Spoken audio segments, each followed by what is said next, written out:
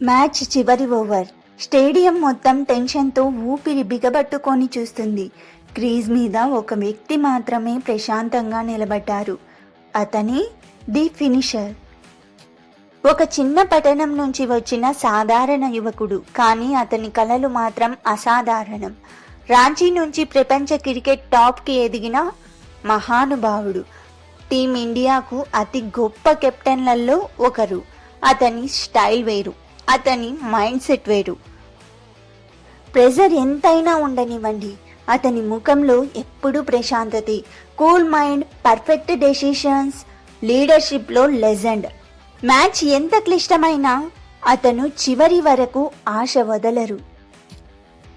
2011 world cup final. భారతదేశం మొత్తం ఎదురు చూస్తుంది. లక్ష్యానికి దగ్గరలో టీమిండియా.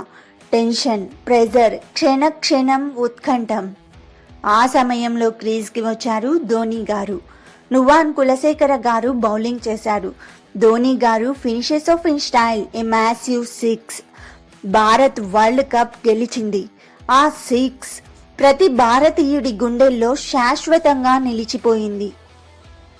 అతని ఒక్కొక్క షాట్ హెలికాప్టర్ షాట్లా ఉంటుంది. ధోనీ గారు బ్యాట్ ఊపితే బౌండరీ దాటి వెళ్ళడం ఖాయం.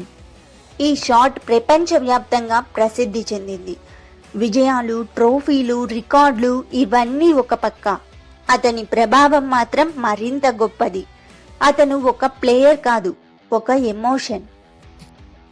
మ్యాచ్ చివరి వరకు పోరాడటం, ప్రెజర్లో కూల్గా ఉండటం, ఇవన్నీ నేర్పింది ఒకే ఒక్క వ్యక్తి, ది ఫినిషర్, మహేంద్ర సింగ్ ధోనీ గారు.